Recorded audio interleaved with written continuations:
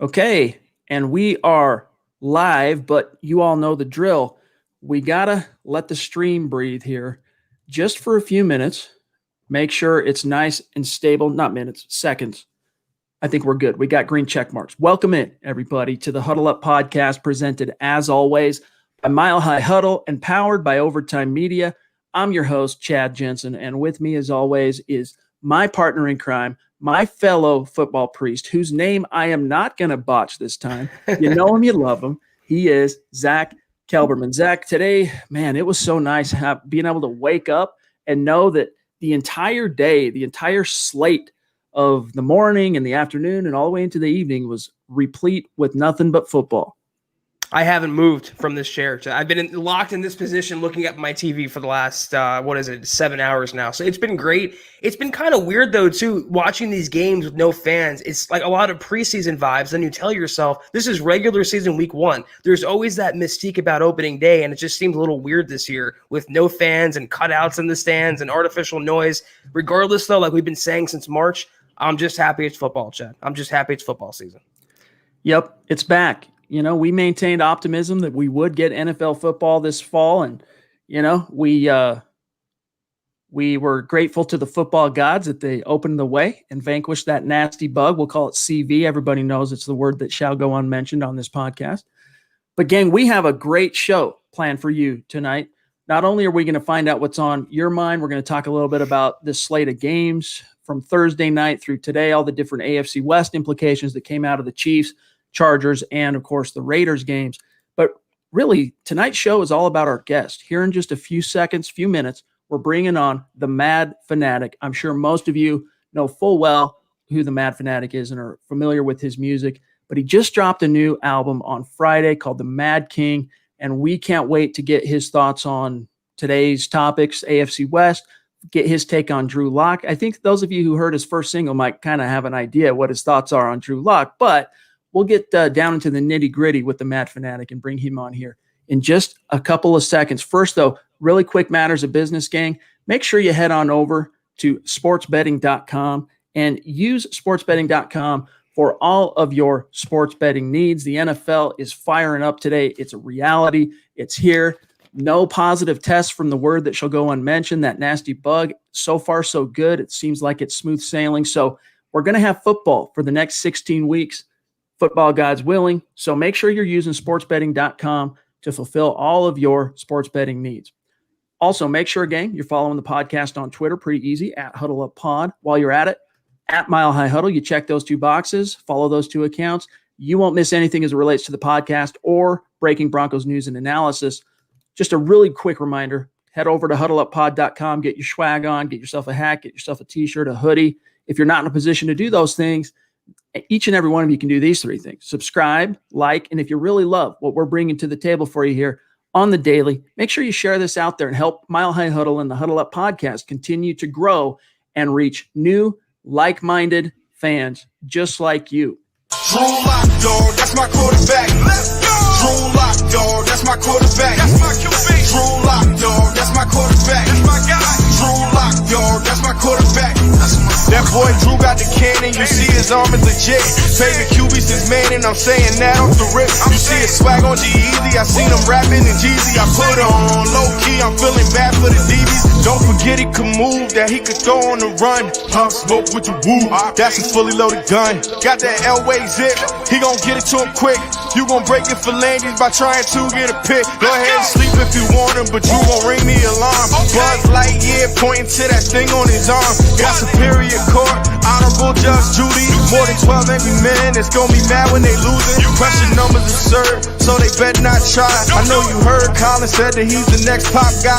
We gon' beat Kansas City with that guy from Mizzou. And you can keep Pat Mahomes, cause I'll be riding with Drew. Drew Lock, dog, that's my quarterback. Gets me hype. I know, dude. I'm about ready to start a mosh pit here in Huddle Up Podcast Central. All right, without further ado, let's bring him onto the show. He is the Mad Fanatic. Thanks, my friend, for joining us and spending some time with us here tonight. That song is popping. How you doing? I'm doing great, man. How you guys doing? Thanks for having me, by the way. Of course. Yes, indeed. Mile High Huddle fans. It was fortuitous that I got a chance to see that clip of the Drew Lock song. That's my quarterback. And I thought, you know, And I saw one of your posts that said, hey, don't forget the new album's coming out on Friday. This was earlier in the last week. And I thought, dude, we got to get him on the show. Let's do it. Sunday night, here he is. And the new album, Mad King. Now, we talked a little bit about it just briefly right before we went live here in the green room. But so far, so good on how that bad boy is being received by your fans. Yeah, definitely. Seems like nothing but love. A few different favorite songs. My favorite song in the whole project is definitely Track Squad, which is about all those fast receivers we have. And I'm just excited for this year, man. I'm not going to lie to you. I haven't been this excited in a long time. I feel like we finally got an offense. And I love defense. I'm a football fan that loves defense. But having an explosive offense, it does something to make me excited. Speaking of, Zach, I know you got some questions. Let me just get this one off my chest real quick. And then, gang, any questions you have for the Mad Fanatic, get them in the chat stream. We'll keep an eye – John will keep an eye out. Buona Beast, any super chats. Steven, we see you. George, we see you. Get them in the stream, and we'll get to them here shortly. But speaking of wide receivers, what's your take on Jerry Jeudy with the – there's solid 50-50 probably possibility that Cortland Sutton is going to have to sit out week 1. Do you see that as potentially being the opportunity for Jerry Jeudy to kind of not only get his foot in the door, but kind of kick it down? Yeah, I think it's a great opportunity for Jeudy to show what he can do. Week 1, I'm sure he's excited. I'm sure he's embracing it. All those guys are so competitive. They think they're the best player in the world. And he's around some great players training in the offseason. So I don't think the moment's going to be too big for him. I actually think Cortland's going to end up playing, though, honestly, because I don't know. I can't picture him not playing. I think he's going to play, and I think he's still going to get a lot of targets, but I think Jeudy's got an opportunity to really shine. I'm excited for Malik Reed, too, and Atachu. I think they're both having big opportunities to show people that they can ball, too. Well, that was kind of typo. I'll fix that. That was kind of my next question is, do you think if it was up to you, would you have Sutton play in this game? Because I'm kind of wavy. I'd consider resting him to make sure he's fully healthy, but would you get him out there if he can play? I would ask him if he can play for real. I don't think the 10 jumping jack is the way you decide whether he's good enough. Right. I think you ask him, right there with you. Can you play? Can you do it? Because like you hear Brandon Stokely say, that's something most receivers will play with, especially week 1. The adrenaline's going, you get a little shot, you're good. At the same time, I wouldn't want him to injure it, so I'd probably put him on a snap count limit if he does play, or even ease him in there slowly. Like, see if you can go without him. See if the guys are doing good without him playing. Try to not play him. But then if it looks like, we might need something here, then at least have him active. You know what I mean? Yeah. We got a question here, a super chat from one of the superstars in our community, Steve Baumgartner jumping in. Really appreciate you, Steven. Your support, as you know, means the world to us. He says, hey, guys, one more sleep until we have Broncos football. Question for Mad Fanatic. What do you think Locke and Jeudy's stats will look like at the end of the season? Do you have any bold predictions for him there? I don't know if it's super bold. I think Drew Locke's going to have about 4,000 yards passing. I think he's going to have about 35 touchdowns, maybe 16 interceptions. Jerry Jeudy, I think he's going to get close to 1,000 yards. I don't know. I'm not going to say he's going to have 1,000 yards. It's really hard for a rookie receiver to have 1,000 yards, especially not being a clear number 1. But I think he's going to be in the range. I think he's going to be close. Hopefully he gets 1,000, but we'll see. You brought I think up. he'll have a lot of catches, though. I think he'll have a lot of catches. Yeah. So probably around 90 catches. You brought up Malik Reed. Obviously, I think we're all optimistic, especially with the buzz he was generating this year in training camp, that he's going to take a step forward and really help kind of lock down that side of the line with Vaughn out.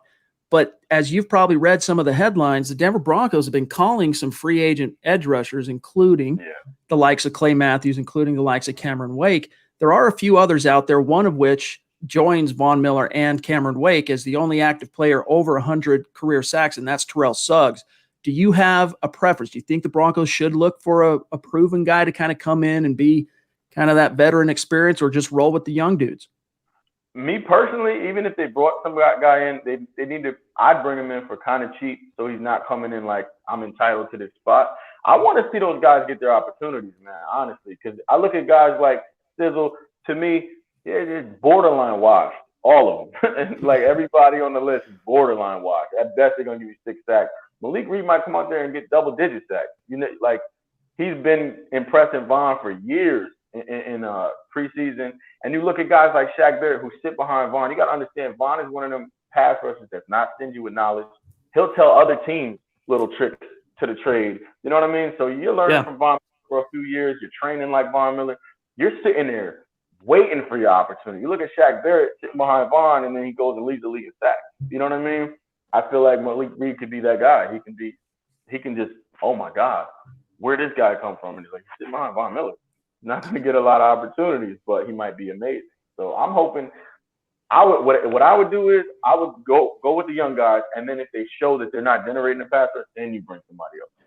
Which it seems like give them a vote of confidence and make it seem like I have faith that you can get it done. It seems like the Broncos are sharing a brain with you on that because they kind of kicked the tires, but they're rolling with the young dudes, at least for week one. They're going to see how it looks. We got Jeff C jumping in on Super Chat, one of the superstars in our community, says he loves the song Let's Go Broncos, #Lock Era. And everybody that I've seen talking about that single loves it, man. And before we get into any more additional football questions and Bronco-related questions, I wanted to what's up, Nico? Wanted to get your some insight on what it really takes, because a lot of times fans of any genre of music, they hear the end result and they just focus on the music and what it means to them, not necessarily realizing how much blood, sweat, and tears goes into creating, writing the song, coming up with the beat, coming up with the melody, coming up with the hook, and all the way you fit the lyrics over the song. Can you talk a little bit about, I used to be a musician myself. I am a musician, but I used to do music quite a lot when I was a young guy. When you sit down and write a song, what comes first? Is it the beat? Is it the lyrics? Is it a hook that comes to your mind? How does it start for you? Not every song is the same. The birthing process is a little different, but for me, for the most part, it's usually the concept. I usually have the idea already of what I want to create, and then I go looking for beats. So I have like a network of producers I work with, and most of them have websites I can go look through their folders, or some kind of Dropbox folder I have where I can look for a beat that feels like what I'm looking for. And then once I find the beat that's like, yeah, this is the vibe. For the most part, I usually don't even write the lyrics down. I just go to the studio, pace back and forth for a few minutes, come up with the idea for the hook, and then I just go in the booth and just, it usually takes like an hour. But mind you, I put my 10,000 hours. I've been making music since I was able to talk. I was singing in church when I was 3. I've been writing songs since I was 18. So it wasn't always an hour. You know what I mean? And even when I go to the studio, I'm my own engineer. I record myself. I built the booth that I record in. It has a shelf with another keyboard and mouse and screen in there, so I don't have to run back and forth. And I record my own vocals, and I go out and mix my own vocals, master the tracks, and everything myself. Very cool. I appreciate you dropping the curtain on us, or for us to let us into kind of your creative process. I just find that kind of thing fascinating as someone that really appreciates music. We got Mundungus Creevy. We call him the Broncos Wizard, and he's jumping in on Super Chat. By the way, congrats on your new podcast, Mundungus, that you got going. The Mile High Roundtable is what it's called. Congrats on your first episode. He says, little warning next time, guys. That beat drop made my soul fall out at the volume all the way out. Hey, man, I probably should have considered that. Warning. Killer beat, gnarly beat about to drop. Boom, and then it comes. But, yeah, sorry about that, Mundungus. Sorry, but not sorry. You know what I'm saying? We got to get everybody excited here on the show. Yeah. No such thing as, too loud of a beat. I agree. Unless it's peaking. We got Christy. We call her the queen of Mile High Huddle, jumping in on Super Chat. And anytime she Super Chats, the figure always has some sort of a, representation. In this case, everyone's thoughts and prayers are out there with Von Miller, number 58. And Christy, we appreciate you. Much love to you, my friend, and congrats also on your new pod. She says, # this one's for Von. Love. Thanks for bringing on the Mad Fanatic. Love MHH. So it sounds like, again, a lot of we're talking about this before we went live, Andrew, that, there's a lot of cross-pollination in terms of there's probably a lot of people in our audience that are familiar with your music, and a lot of people in your audience that might read Mile High Huddle, listen to our podcast. But there's also a lot of people in both kind of ponds that have not been exposed to each other. So this is great. And I know a lot of our fans, especially some who are maybe a little on the older side, they might not have ever heard your music. So I think, as you can see, got David here. He says, jumping in with a very generous super chat. Thank you, David. Love the song. Wanted to know why you all think Denver's having a hard time signing a pass rusher. Wake and Matthews did not sign. I didn't know why that was. Andrew, what's your theory? Was it money, or what do you think happened there? I think it was probably a combination of money and probably telling them, like, a lot of guys want to know what's going to be my role. They're like, how much money am I getting and what's going to be my role? And That's they're true. probably telling, you're going to have to come in and compete. We got some pretty good young guns. And they're probably like, I don't know. If I'm going to come in and start and be able to earn a big check after this, cool. But if I got to compete and I might not get the touches because, you know what I mean? I might not want to go here. I think that's probably one of the factors for sure. And I only know that because of shout out to Keith Talib and his new podcast. But he said that he was considering coming back for a year. And he said, it depended on the money and his role. And he was like, what role am I going to have? Am I going to be starting? And then he ended up saying, I can't cover Travis Kelce and them boys, so I don't want no problem. Yeah. That's interesting. I think it's called In the Booth, right? His new podcast that he's doing. Yeah. Zach, you were going to say? Well, I was going to, what we like to ask the people that we bring on, I think a lot of Broncos fans would want to know is, you mentioned the Locke era. How did you become a Broncos fan? Like, what got you started out in Broncos football, and what was your keystone memory? Was it Elway? Was it Terrell Davis? Was it Tebow? Was it Peyton? How did you get started in Broncos country? Well, first of all, I live in Connecticut, so it's not because I was local. I have a song about it called Colors. It's a really dope song. It tells the whole story. But for me, it literally was just like, I like the colors of the jersey. I wore the jersey to school. It was when they first changed to the dark blue jerseys, by the way. So I was rocking with them with the light joints, even though those are cool. But as soon as they got the dark blue jerseys, I was like, I want that jersey. And then I wore it to school. One of my closest friends to this day, he was a Chiefs fan. He started heckling me. And I'm like trying to talk junk back, but I have no idea what he's talking about because I've never really watched the team. I just like the jersey. So then I start watching the game, and it happened to be the season where they won their first Super Bowl. And I watched that whole season, and I'm repping that team because I had the jersey. And I fell in love with the team. I'm knowing that Elway failed a bunch of times. I'm watching the helicopter moment, knowing the story. And then I was just obviously hooked. And then they followed up and won again the next year. But I like the whole team. My favorite player of all time is Terrell Davis. But I like the whole team. Like, Bill Romanowski is top 5 players for me. Like, I loved Bill Romanowski those years. I liked everybody on that team.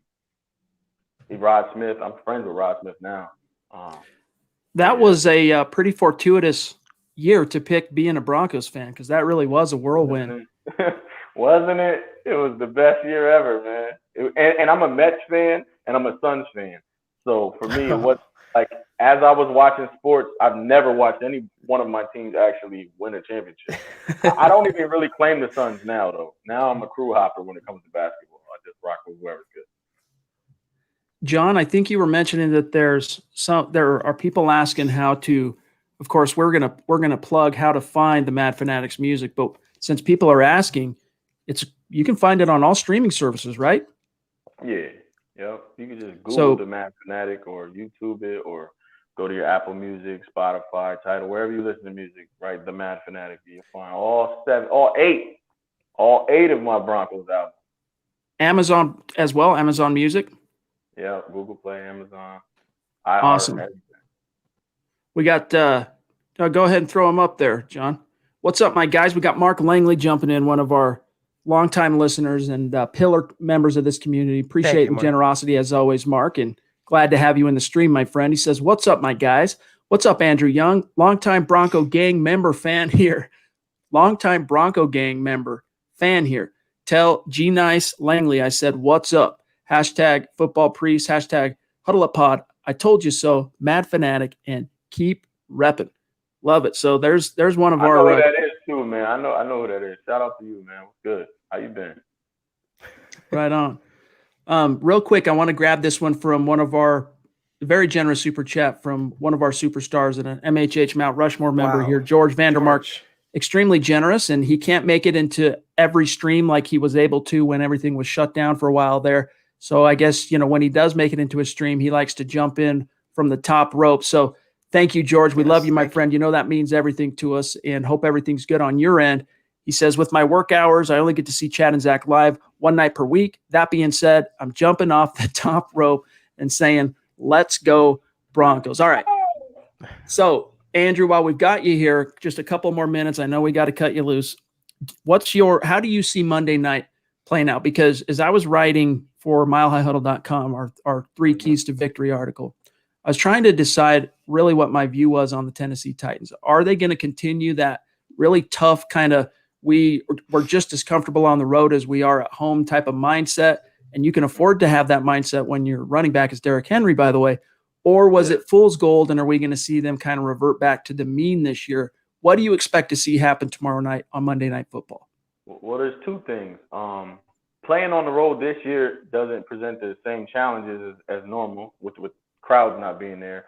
But Denver presents a unique challenge to anybody who comes to the Mile High. And as far as how they're going to look on the road, I don't remember them looking good on our road. I remember beating them 16-0 and not scoring on us, and we had Joe Flacco. So they don't scare me at all. Like 0% scared of the Tennessee Titans. 0%. I think we stop the run first and foremost, and then we're going to win the game. That's pretty much how you beat the Tennessee Titans. Love it. We got Dakota Whitehouse on YouTube saying, Mad Fanatic, Ohio representation of Broncos country here. What are your X factors for the Broncos to get the dub against the Titans? I mean, always don't turn the football over. That's a big one. Don't turn the ball over. Be aggressive on offense. Don't be too conservative, and stop the run. I put like highlights around that one, like underline it like 3 times. Like, stop the run. That's the single biggest thing we got to do to beat the Titans. And if we can generate some kind of pass rush and be aggressive on offense, I think we should win this game by double digits, honestly. All right. We're running out of time here, so before we bounce on out, we got Foxtrot Mobile jumping in to say, I'm Brandon Anthony Fox from your IG post, Fanatic. So connecting the dots there. What's up, Brandon? Before we get out of here, I know, Andrew, we were talking, you have something that you wanted to talk about before we cut you loose. We'll tell everybody how to find you and connect with you on social media and whatnot, but drop some knowledge on us on Cause 51. Okay, so this season, all season, I want to raise money and awareness for this cause that's near and dear to my heart called Feed Our Vets. What they do is they feed homeless veterans across America. And I have this platform called Cause 51 for creators where supporters can donate to help them create their content, help them amplify the message for the cause they're trying to raise money for. And from every dollar they receive, the majority of the money, 51% of the money, goes directly to the cause they're trying to raise money for. So if you support the cause with a donation of $2 or more each week, you will get a download of my diss song for the week, which the only people in the world that are getting this diss song are the Cause 51 supporters. It's not going to be available on the streaming site. It's exclusively for my Cause 51 supporters. And if you support every week of the season, I'm having a special live stream concert at the end of the year to celebrate the campaign, however much money we raise to feed our vets. It's going to be dope. We're going to write one of those big giant checks and perform a bunch of songs and have a good time. We love those diss tracks. So very good incentive there in more ways than one to support the Cause 51. Before we get out of here, gang, make sure you connect with the Mad Fanatic on Twitter at the Mad Fanatic. Follow his page on YouTube. Follow his page on Facebook. Just a brilliant creator and obviously a great contribution, a great contributor to Broncos country canon, and one of those guys that exemplifies our little hashtag state of being, as you heard him say. He's from Connecticut, and yet he told us before we went live, for a couple of years, there's still a season ticket holder flying in for the home games, following the team around on the road. So bona fide member of Broncos country here. Andrew, the Mad Fanatic, thanks for giving us a little bit of your time here tonight, and hopefully maybe later on this season we can get you back on the show. Word. Thank you for having me, man. I appreciate it. Go Broncos. All right, my friend. Go Broncos. Follow him on Twitter. Check out his record, Mad King, that just dropped. Phenomenal. Great dude. Just as good of a guy as he is a musician and a Broncos fan. And, really grateful for him to spend some time with us here tonight. And, yeah, absolutely, Pobby. And, Zach, I know we didn't tell our listeners this when we got started here tonight, but just real quick, you got to get out of here a little bit early tonight. I'll hold it down. But just some of your thoughts. Have you had a chance to listen to much Mad Fanatic over the years since you crossed paths and became part of Broncos country? I've seen him on Twitter, and I knew he was a musician. I can't say I was familiar with every single record that he put out, but based on what I've heard, Chad, he has the beats are fire. And to me, if I'm a big rap fan, as you know, and if you have a good beat, that's what gets me. I really don't care what's being said, what's being rapped about, the lyrics. If the beat is good, it hooks me, and those beats were fire, Chad. So And just like you said, a better person. That whole initiative he's starting for the veterans is so amazing and so admirable, and it's such a great cause, Chad. So anyone who wants to check it out, we definitely endorse that. He's a great guy, great Broncos fan, and a great rapper. All right, you still got to dip a little bit early. It's okay if you got to go. Yeah, I got a couple minutes. I saw the Rams score, so I'm not missing much from that Cowboys defense. Let's grab this super chat here from our friend Zachary Smouse, who is now in the house. Appreciate your support as always, my friend. Thank you. We've got a lot of members of the MHH community sending in selfies of that T-shirt you designed for us. So props to you, my friend. He says, still positive vibes and going 11-5. Locke will pick the team up even with injuries. Hashtag the team is so much improved. Zachary, thank you, my friend. And Zach, to you, to kind of piggyback off Zachary here, and we always say Zachary instead of Zach to differentiate. We unveiled the Mile High Roundtable on Friday at milehighhuddle.com, where we tendered. I mean, we'd already kind of given our predictions on the podcast, but it was interesting reading. If you go and read the article at Mile High Huddle, it was interesting because Zach and I, our tonality was, look, we recognize there's some less than perfect situations with the way this thing is starting with Vaughn and now Sutton being banged up, but we both still maintained a pretty optimistic kind of tone in our prediction for the team, 10-6, 10-6. And hopefully that bears some fruit for us this year. And starting on tomorrow night, I think the Broncos will emerge victorious. It's going to be like most other games we saw today, Chad, which was low scoring, kind of slow developing, sloppy, a lot like a preseason game. But I think they'll ground and pound. They'll eke out a victory. And I'm so thankful, Chad, for the Titans head coach, Mike Vrabel. You saw the face mask he was wearing. Please give the ball to Derrick Henry. Bulletin board material. Let them hate. He's just taunting and trolling the Broncos. I pray Denver saw that, Chad, because that's a slap in the face. You don't wear something like that right before a big matchup in a visitor stadium week 1. I love that he gave that little edge of disrespect back to Denver. They needed that after losing Von Miller, losing Cortland Sutton potentially. That spark. And they can rally behind that. It can galvanize them. I say let them hate. I think they're going to come out tomorrow very fired up. Chris Hernandez, big time superstar member of the community. Still one of my favorite profile pics that you created there, my friend, on YouTube. Appreciate the support as always. Thank you, Chris. And he said the Mad King album is fires. Cheers to the Mad Fanatic. Sorry we missed this one while we still had Andrew on the show with us, but hashtag Broncos gang. Really appreciate that, Chris. Click those. And I agree with you. Guys, if you want to get hyped up, tomorrow tonight you might be finishing up watching a little Sunday Night Football when you hop off this podcast, but this live stream. But tomorrow when you wake up, you want to get yourself pumped and even more excited for Monday Night Football. Turn on the Mad King, because it's going to be nothing but talk about Drew Lock and the 2020 club. So check it out. And Chris, appreciate you, my friend. And then we also had, grab Larry again. Grab Larry, John. He's appreciate the super chat, Larry. You the man. He says, got to win tomorrow. Can't be the only team in division to lose. Hashtag Drew F and Lock. Hashtag Denver Broncos for life. That's a good point. In fact, we titled this episode, of course, about AFC West takeaways. Let's get to that before we move on to any further comments or super chats, Zach. We saw the Chiefs basically take care of business and destroy the Texans on Thursday night. As the expected. Raiders came from behind, ended up beating the Panthers. Well, lost the lead late and then came back and got it back and won. And then, of course, the Chargers emerged victorious today. So if there's any takeaways from what you've seen from the AFC West thus far, what would they be? You and I tweeted the same thing about the Raiders almost at the exact same time, that they're going to, and we've been saying it, Chad, for months now on the podcast. They're going to be better than many people, including Broncos fans, expect them to. It wasn't a great litmus test against Carolina today. Carolina should have won that ball game. They went away from Christian McCaffrey for whatever reason. But that that Las Vegas ground game, Chad, is beastly. That is scary. Josh Jacobs is a monster. Even Devontae Booker looked like a whole new running back in the Raiders system. Derek Carr was a lot more accurate. He was a lot more productive. Their defense came through when they needed to. They're going to be kind of a thorn in the Broncos side this year. They're not going to be this 4 or 5 win team. They could be 8, maybe 9 wins if things break correctly. That offense has some potential. Yeah, I mean, they've had, last year I thought they were going to pop a little bit more than they did. They just struggled to find that consistency.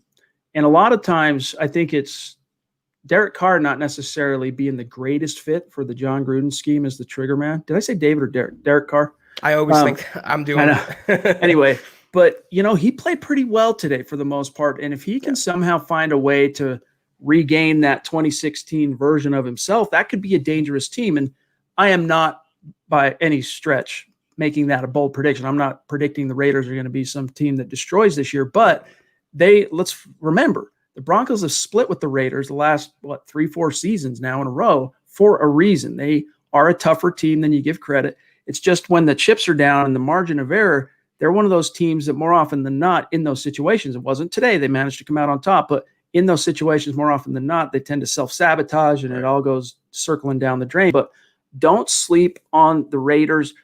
Chiefs look as like they picked up right where they left off last year, though, man. And that's a little bit depressing. But as Andrew sings about in the Mad Fanatic song, That's My Quarterback, hey, they can have their Patrick Mahomes. Broncos fans have their Drew Lock. Exactly. Mahomes, though, Chad, he looked like the same Mahomes. And what's scary about the Chiefs now, though, is Mahomes doesn't have to be that superhero. To give the Chiefs Clyde Edwards-Helaire is like giving Superman the Incredible Hulk's muscles. It's just unfair, Chad. I mean, now they have a dominant running game to go with that passing attack. The defense is still kind of iffy, though. Chris Jones is still beastly. They're going to still be the kings of the mountaintop, Chad, until they're pushed off. I don't see any team, the Broncos included right now, who are able to do that. Though I will say the Chargers, though, how did they lose that game to the Bengals? Right. How did you squander that opportunity with Tyrod Taylor starting a quarterback? I hope Justin Herbert never starts a game for them. Tyrod Taylor is terrible. And for any Broncos fan who used to call for him to be the Band-Aid, you see now why it was never going to work out. That team is in trouble. They have a decent defense still, have a decent running game, horrible quarterbacking, iffy offensive line. Joe Burrow and the Bengals should have won that game, Chad. I'm not worried about the Chargers in the least. Yeah, I mean, Joe Burrow lost his first game, but he was impressive at times today is what I'll give him. I think for a first exposure to the NFL, I was more impressed than anything. Tyrod Taylor was nice. Yeah, he got a long one too. Mm-hmm. He had a long scramble for a TD. But yeah, you're right. Tyrod Taylor is exactly who you and I have always thought he was anyway. He's just a guy. He's a Jag. He's keeping the seat warm for Justin Herbert. So far the AFC West is 3-0 in week 1. Puts a little additional pressure, Zach, on the Broncos to come out and get a win. But I think this is a team that can manage those expectations. Our friend Adon jumping in, a 6'10" Mexican on YouTube. Appreciate you, my friend. And of course, he was stoked to see MHH and the Mad Fanatic joining forces, #Kiss the Rings, and as well to you, Adon. Congrats on your new podcast, the Mile High Roundtable. Great job, everybody over there. All right, let me see. Foxtrot, I think he said his name is Brandon. He says, everyone go to Fanatics, to the Mad Fanatics website, donate for the charity he's raising. It's for helping vets, and it's worth it. This fella right here, same guy. Appreciate that reminder, my friend. All right, let me see here real quick, John. Do you have Stu? Zach, you still good for a minute on time? We might be able to just write it. You just say the word when you got to bounce out. I mean, I was going to look at the Sutton thing like we talked about. I have Darian's comment here. I want to just expand on that. Then I want to. Okay. All right, real quick, got to tip our cap to Stu. Yeah, of course. Mile High salute. Stu. Love Zeus McPeak in the house. And I don't know if you were watching the Friday night Dove Valley Deep Divers, Zach, but I was watching it after the fact. And of course, that was the 19th anniversary of 9/11. And Zeus made a very generous super chat, and his remarks and the kind of conversation it kicked up, it just made me appreciate being an American and, of course, being a member of Broncos country. So, Zeus, much love to you, my friend. Appreciate you. And we will never forget, Chad. I mean, it's an unspeakable tragedy, and it seems like this year it's overshadowed what 9/11 was, but we will never forget what that happened. And like you said, it made us all more patriotic, more proud to be Americans. And even in this political climate right now, that for me, that's not wavering in the least. Brought us all together. All together in, of course, terrible circumstances. But what a united front this country was, and how I think we all kind of long for that again. All right. John, do you have our friend Mike super chat. I want to grab that real quick before the stream on my end jumps anybody else. If not, I can cruise down and grab it here. Real quick. Let me see here. There he is. We got Mike Evans, a bona fide superstar and an MHH Mount Rushmore member. We are the Rocky Mountains after all. We have a lot more room on our mountaintops than, say, the real Mount Rushmore. So we got quite a few visages etched in the stone on our mountaintop. And Mike's, of course, is one of them. Appreciate you, my friend. Thank you. He says, in Monday's game, which will have more of an impact, our passing attack or run game? Zach, in my 3 keys to victory, the first thing I said is you got to control the trenches. And that means not only repeating history and stuffing Derrick Henry, who was absolutely handled in week 6 last year, but for Drew Lock, you got to give him some support. You got to give him something to fall back on. And that starts with Phillip Lindsay and Melvin Gordon running roughshod over this Titans defense. Now, that's, of course, easier said than done. But in my opinion, the ground game in this particular matchup is going to be more important. I see that Drew Lock needs to make 3 big plays with his right arm. If he makes 3 big plays, whether it's a third down, long strike or red zone play, whatever it might be, 3 big plays and lean on that. How many teams can say they have 2 Pro Bowl running backs? Get after it, Denver Broncos. Unleash those guys.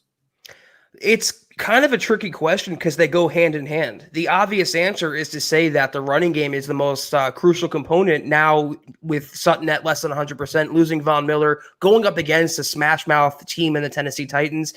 The less obvious answer is the passing attack, because Tennessee, similar to the Broncos, they're going to sell out on defense to stop the run. They know they have Phillip Lindsay. They know they just brought in Melvin Gordon, paying him $8 million a year. They're going to try to run the ball and kind of ease in Drew Lock to his first season. Now, I think if they stop that, the onus falls on Lock to make the plays with his arm. I think you said it perfectly, Chad. 3 or 4 big plays in this game, a crucial third down, something with his legs picking up a first down, getting the ball in the end zone, not settling for field goals.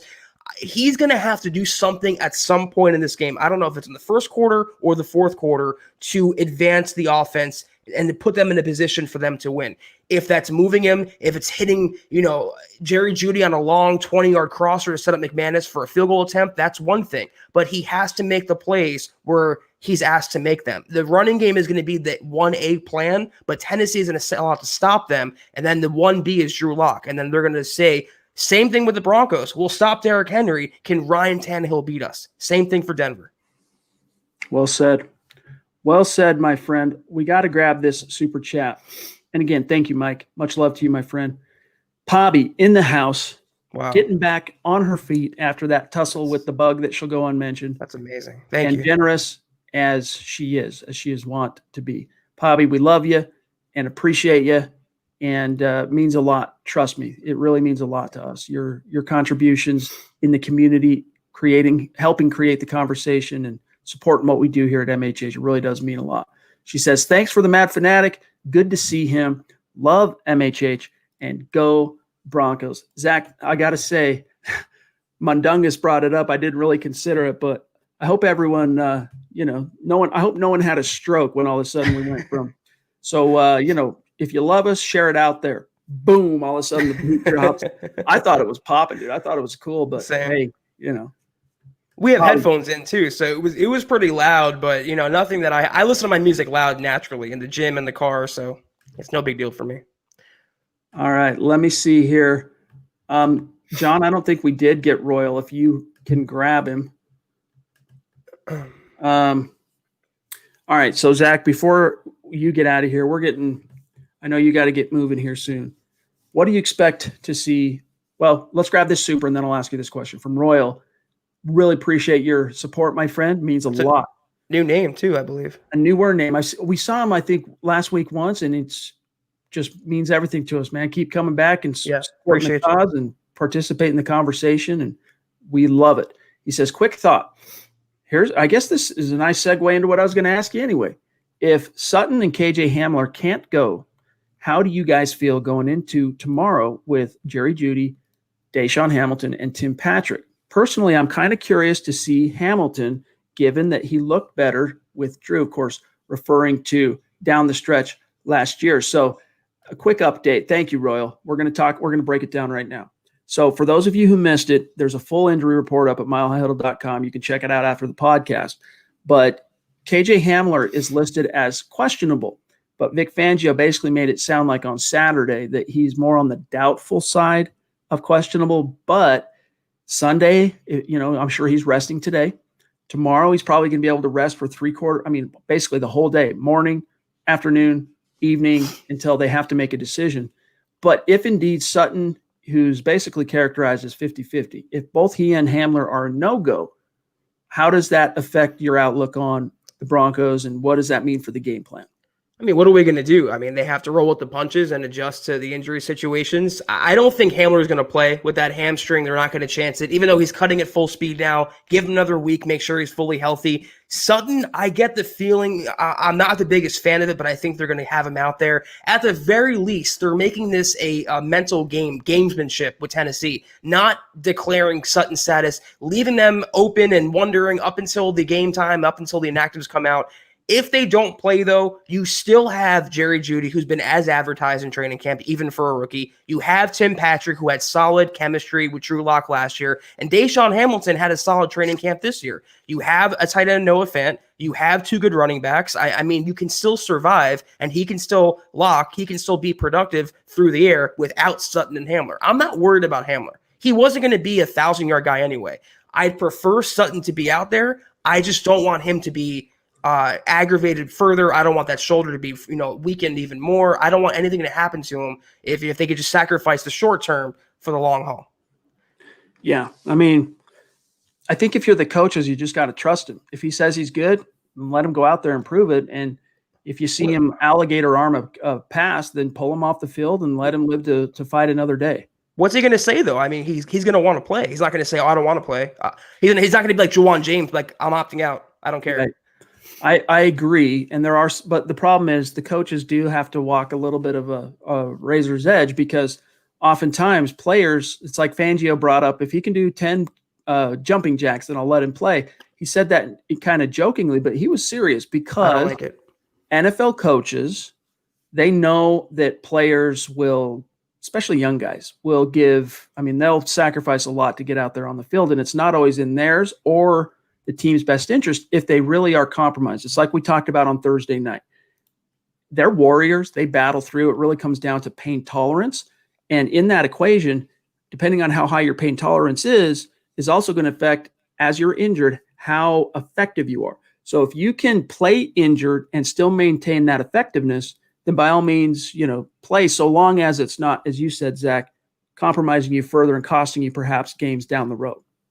Am I, and guys, let me know in the comments. Last thing I want to say, Chad, am I crazy for not liking that whole litmus test, that whole barometer for Sutton to play? If he was like some third string guard or some punter, I wouldn't care. But if he has to do calisthenics and jumping jacks, if that's the determining factor whether a guy with a shoulder injury is going to play or not, and not just a guy, but an all-pro caliber wide receiver, your best wide receiver, a top 10 guy in the NFL, I just don't like that being the determining factor. Pain tolerance, what the doctors are saying, what Sutton's saying, that's one thing. But I hope Fangio was joking. But like you said, it seemed like he was serious. He's a very old school guy, Vic. He's set in his ways. If he can do 10 jumping jacks, he's going to play. I'm not sure about that. Maybe I'm overreacting. Let me know in the comments. I really wasn't rubbed wrong by it, to be honest with you. But, he's basically, no matter which way we classify it, he's going to have to – I don't think the coaches are just going to trust him if he says, I can go. Like, they might want – whether that's right or wrong, they're going to want to, see him stretch, see him do some things, like make sure it's okay, because, and it's not because they're tyrants or anything or control freaks, they don't want him to injure himself further. If they don't feel like he can go and really make a contribution, they don't want him risking further injury. Mundungus, we're going to grab this super chat here in just a second. First, though, we missed one early in the show. We got to re-engineer it the old-fashioned way. Appreciate the super chat as always, my friend. And again, congrats on your new pod. He says, after what I saw today, 11-5.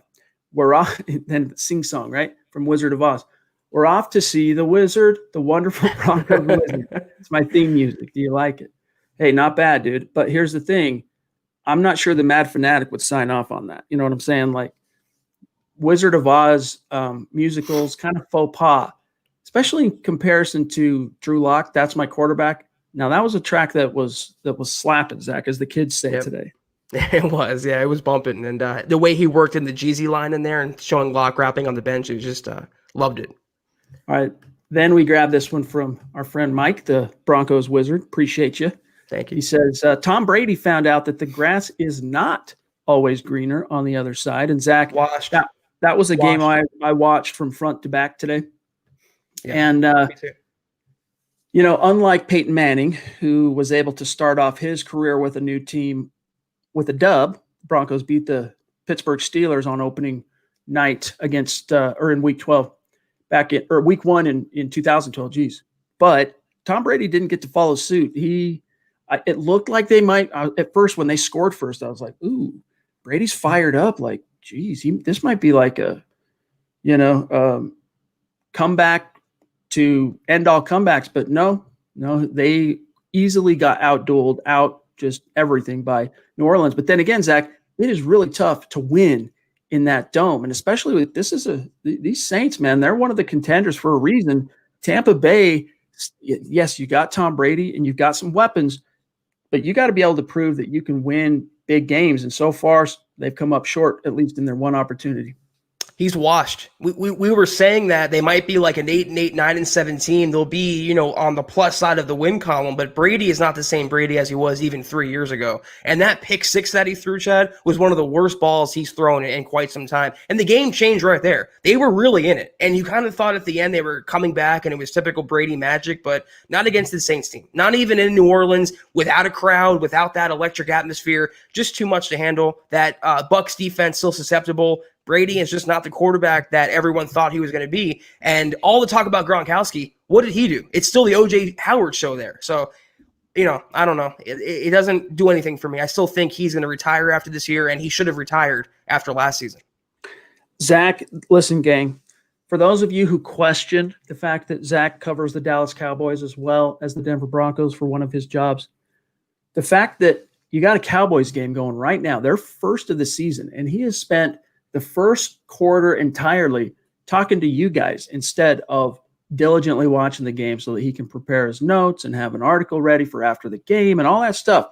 Zach, I know you got to go soon, but let's grab this one more here from Dennis and then we'll cut you loose. Appreciate you, my friend, with the rocking the MHH dad hat. Thank you, with a plum. Looking good, my friend. He says, as a 71-year-old man, rap is not my favorite genre.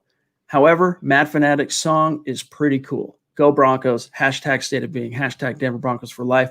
When I hear that, Dennis, I think everybody has seen the movie Die Hard, but is it Die Hard 1 or Die Hard 2? And he says, how do I get to you, or how do I make you feel pain or whatever? And he goes, play some rap music. That was the first one. Yeah, that's what it reminds me of. But great movie. But Zach, if you got to dip out, it's all good, my friend. We tomorrow night's going to be a big podcast. Yes. It's going to be appointment listening. Regardless of what goes down in Power Field at Mile High, Zach and I are going to be going live literally seconds from the final gun with the gut reaction. So it won't be too long from now that we'll be seeing you again. But if you got to dip, my friend, thanks for making some time tonight. I know that it came at a little bit of a sacrifice, but hopefully it was worth it. And I know it was worth it to the community. Yeah, I never want to miss a podcast, Chad. And even though the Cowboys are on right now, I had to connect with our audience and update everyone. And it's the last podcast before the Broncos season starts. It's the last one we're going to do before that game starts. So I wanted to hop on here, and I do have to leave. It's about 10 minutes early, Chad. You can hold it down for the last 10 minutes. Thank you, guys. I apologize in advance. I will be back in my full schedule, my full hour plus tomorrow night after the game. You're going to see, more than likely, hang in there, a Broncos victory. Might be sloppy, might be low scoring. The Broncos will start out 1-0. Let them hate. Keep on moving.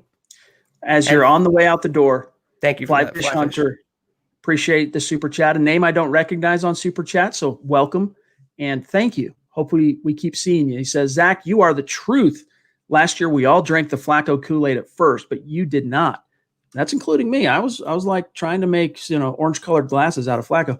You call out players and coaches and keep the rest of us grounded. Thank you. Hashtag Truth Slayer. Hashtag Keeping It Real. Hashtag state of being. That's Very a good way cool, to yeah. send you off tonight, I think. Yeah, very cool, you Fly Fish Hunter. Thank you so much, and we hope you stick around. I think your opinion, based on some of the pushback I've gotten on Twitter, I think your opinion's in the minority, but I definitely do appreciate your generosity and your compliments, and hopefully it's the majority opinion, though, Chad. That's all I'll say. Amen. All right, dude. I know you got to dip, so we'll see you tomorrow night. Thank you, guys. All right, Later, we'll Chad. see you. All right. In the meantime, we got a few more minutes. We'll grab some more questions and see if there's any super chats I might have missed. Let's see if it'll allow me to. Looks like. Let me see. Will it allow me to do the old? Oh, there's only one way if it's just me, but no background. That's okay. Chris on Facebook, appreciate the question, my friend. What's up, Mile High Huddle? Do you all think we'll sign a pass rusher after week 1 when contracts have no guarantees?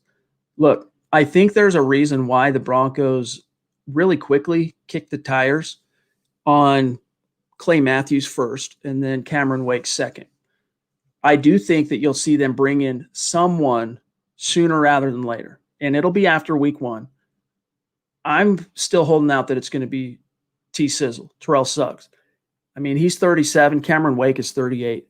Clay Matthews is 34. But T-Sizzle, he played for 2 teams last year, the Cardinals and the Chiefs. He got in there late in the Chiefs season, ended up getting a second ring. Of course, he got a ring with the Baltimore Ravens that year. They upset the Broncos in the divisional round, which was unfortunate. But so now he's got 2 rings. But he had 5.5 sacks with the Cardinals playing for Vance Joseph. And then he got another sack, I think, with the Kansas City Chiefs as a rotational pass rusher. But as the Mad Fanatic said when he was with us, and he's still in the stream, so appreciate you, Andrew, it really does also come down to these veterans feeling confident in whatever role the Broncos are going to give them. So I do think it boils down in terms of the equation. If you were looking at it as a pie chart, I think 90% of that pie would be money and 10% would be role. I'm sure there are players out there would be a little bit different in terms of the equation, the split there, but we'll see. I do think they will sign someone. I mean, just look at what happened last year, okay? When Bradley Chubb went down in week 4, it didn't happen right away, but eventually the Denver Broncos went out and signed Jeremiah Atachu, and then it ended up paying dividends because not only did he make a sizable impact last year, especially down the stretch, 3.5 sacks in the final 5 games, 3.5 sacks. But the Broncos re-signed him, and he turned out to be at least a 2-year contributor here in Denver. If he ends up playing the season, and there's no reason to think that he won't. So we'll see, but it probably will come after week 1. The Robot of Doom on YouTube jumping in. Appreciate the question. Anyway, the Broncos use Sutton as a decoy, just like Terrell Davis was in Super Bowl 32. Which is true. For those of you who can think back to Super Bowl 32, about halfway through the game, maybe a little longer. I can't remember exactly what it was in the game, but he started getting his migraine headaches and he would go blind. Some people that have the migraines, they lose their vision temporarily and they get those stars in their eyes and whatnot. And he's told Coach Shanahan, look, I can't see out there. And he said, look, we don't need you to do anything. Just be a decoy. And it ended up helping the Broncos. But you can only do that short term, especially if you're blind, right? In Sutton's case, as a decoy, I think you could use him that way. You could use him that way. If the opponent sees him out there during pregame warmups and he's doing his thing, and look, they go, wow, he's going to play, looking like Courtland Sutton.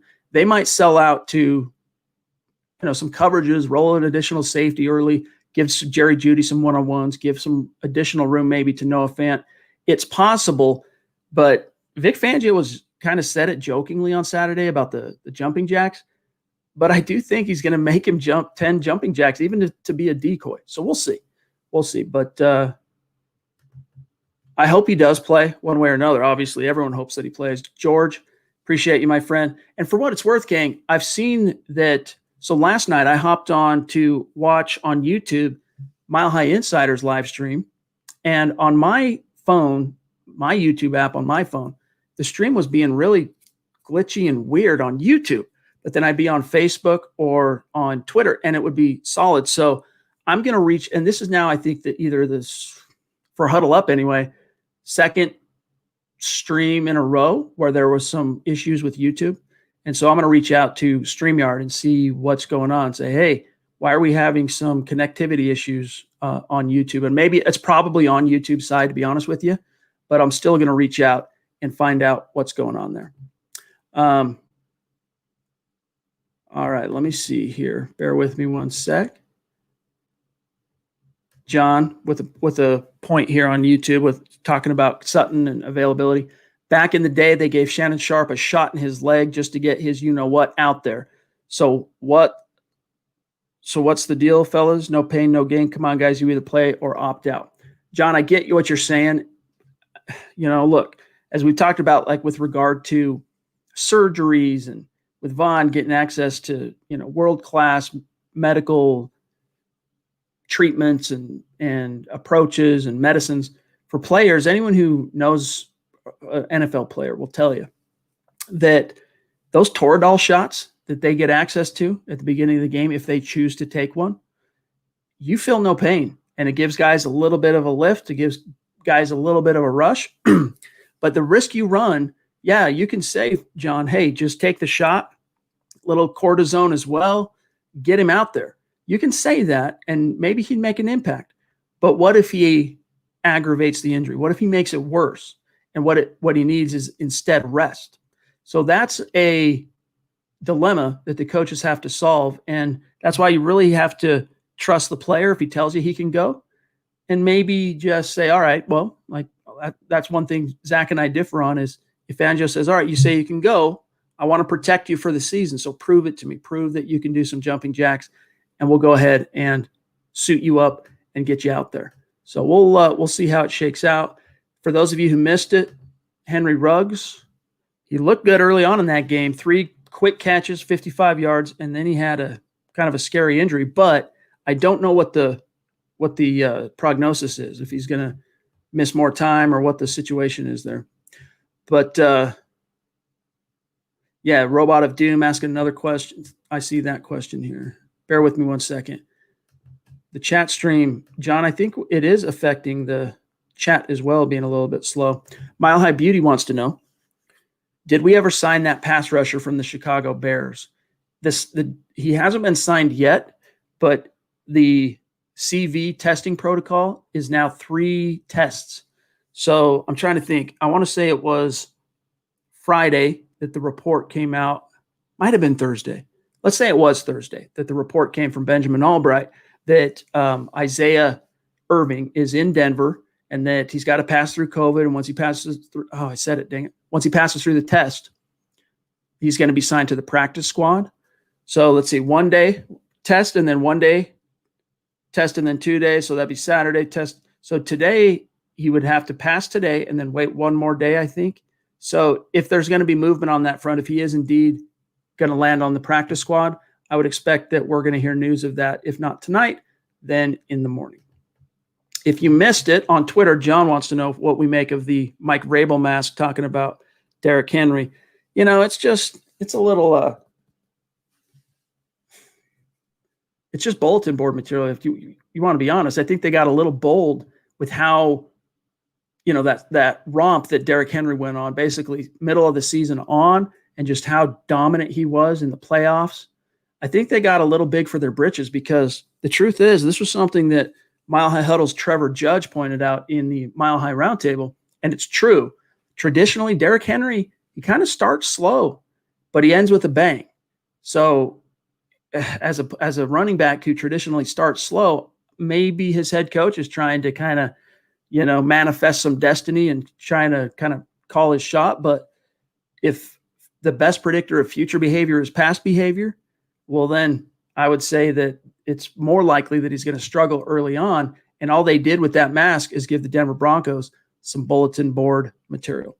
So we'll see how it shakes out. But guys, holding it down here the last few minutes, we're approaching the 1 hour mark. So I'm going to dip out as well and, enjoy the rest of this football Sunday. Of course, it's going to be one of the rare football Sundays this year without the Broncos. Broncos start on Monday Night Football. And of course, we're all pining, just waiting on pins and needles for the Denver Broncos. And they end up being the last game of the week. And not only a Monday night, but the second game in a Monday night doubleheader. But I'm confident the wait is going to be worth it. I really do. I picked the Broncos to win. Picked the Broncos to win. I want to say my score is 23-17. And hey, Drew Lock gets his 5th career win if it shakes out the way I see it. Check out the 3 keys to victory. We got some content up at milehighhuddle.com previewing the game. There's the keys to victory. There's the injury report. There's the Mile High Roundtable. Go check that stuff out, gang, when you get some time after this podcast. But we got to get going for now. So in the meantime, thank you to each and every one of you for joining us, whether you were on YouTube or Facebook or Periscope. Appreciate you spending some time and not only joining and listening, but if you're participating in the chat stream and contributing to the conversation, that's the reason why we started doing these live streams is we wanted you guys to have a say in the direction of these conversations, in the direction of the programming. And it's a mile high salute to our Super Chat superstars. You guys literally mean the world to us, and I hope you know that. Our Facebook supporters, much love to you. Shout out to you guys. You can see here on the ticker below a lot of names that are familiar as also Super Chat superstars, including Pobby, Steve Griffith, Jerry. Much love to you guys. And, it's gotten to a point where I can't name everybody, but appreciate you guys. And if you're on Facebook, you want to support what we're doing, become an official Mile High Huddle supporter, just go to facebook.com/Mile High Huddle. Go to the page. You'll see the big blue button that says become a supporter. Click that. Boom. You're locked in. In the meantime, guys, make sure you're following the podcast on Twitter at HuddleUpPod. While you're at it, follow at Mile High Huddle.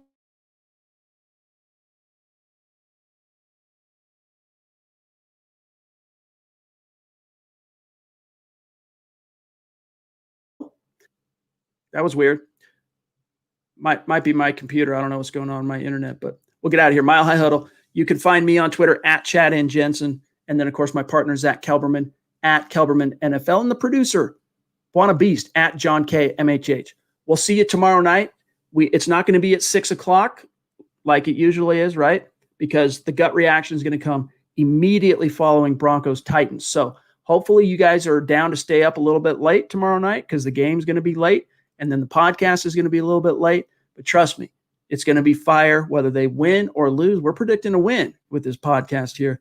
But either way, you're going to want to be a part of that conversation. So we'll see you then. We'll see you tomorrow night. Keep your chin up. And, shout out to the Mad Fanatic for giving us some time tonight. It was great talking with him. His music is phenomenal. Bounce to the Mad King tomorrow. Get even more hype for Broncos Titans and stream it. Spotify. It's on all the listening services. Whatever you're listening to, iTunes, well, whatever it is, you can find Mad King. And it's all about the 2020 Broncos. So go check that out. But I'm going to get out of here for now, guys. For Zack Kelberman, for John, shout out to the Mad Fanatic. I'm Chad Jensen. We'll see you tomorrow night.